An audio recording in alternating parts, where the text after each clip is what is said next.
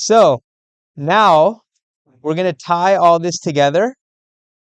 We're going to have this process of journal entry and posting. Okay, so what does that mean? This is an example of a journal entry. Okay, so what are the different parts of this? Okay, uh, you're going to have a date.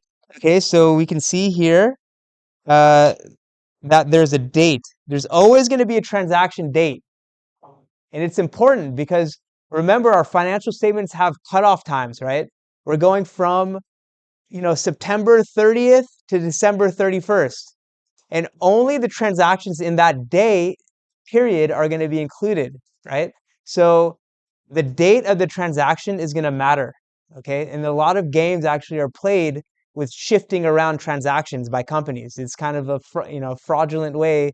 If they want to boost revenue and they had like a bunch of sales in like the first or second day of one period, they'll like shift the dates to make the prior period look better.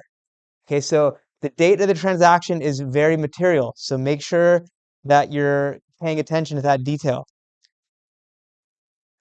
Every transaction has at least how many accounts? What's our cardinal rule? 2, right? So you can see cash and common stock are the 2 accounts involved in this transaction. And our other cardinal rule of debits and credits is what? Debits equals credits in every transaction.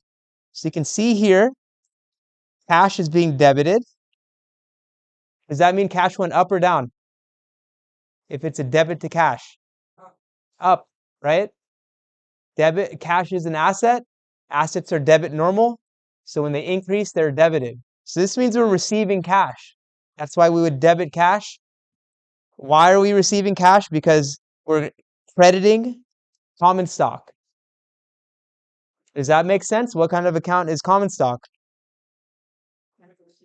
It's contributed capital, which is what? Is that credit or debit normal? Credit normal.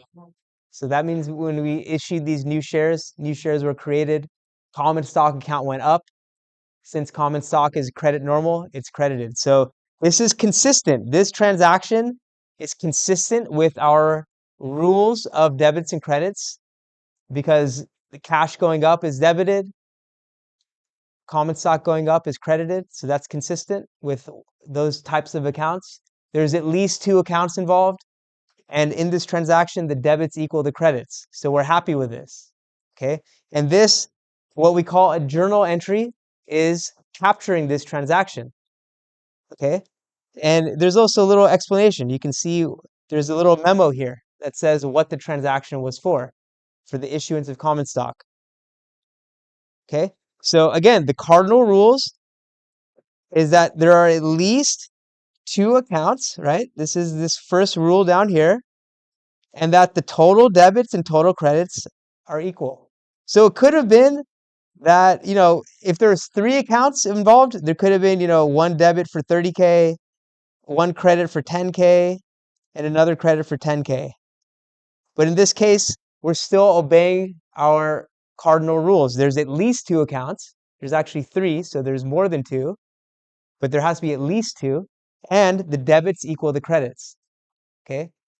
So we're going to see, again, there are transactions that will involve many accounts of different amounts, but the debits and the debits will equal the credits in total for each transaction. So this is the process of kind of updating the account balances after each transaction. Okay, so here is our kind of step-by-step process for what we do during an accounting period. Number 1, when we have the transaction, we identify what accounts are involved with it. Okay. So this is identify the accounts, determine what type of account they are. Is it an asset, liability, revenue, expense, dividend? And make sure there's at least 2 accounts involved. Okay. That's the first step. The second step is you determine, are those accounts increasing or decreasing? What's happening to them? Right? So when we issue stock, we've identified that cash and common stock are the 2 accounts. Cash is an asset, Common stock is contributed capital, which is, I guess I should have included that here, contributed capital. Cash is increasing, common stock is increasing. Okay, so we've now kind of done step 2, and then we apply the rules. Cash asset increase, debit. Common stock contributed capital increase, that's a credit. So now we're kind of we're ready to do our journal entry. So then we do the journal entry, making sure that the total debits equal the total credits. Now is the next part that we're getting to, posting it. Okay, so we basically are going to split this journal entry apart and update the T accounts for each of these. Okay, so you can see that this cash, that 30,000 is going to end up as on the T account on the correct side, right? Debit. This is on the debit side of cash. Common stock is getting credited, and we're going to make sure that this is getting what we call posted here to the credit side of common stock. So now we have an updated balance for cash and we have an updated balance for common stock. And so we're going to just go through all of our transactions. We're going to keep doing this where we have a journal entry and then we update our T account. Journal entry, update our T account. Okay, and by the end of the period, just like we had up here, we're going to have a bunch of stuff happening to cash, and then we'll get a balance at the end of the period, right? We'll have all the transactions kind of accounted for, and then we'll calculate the balance. And that's how much cash our business has after all these transactions have taken place.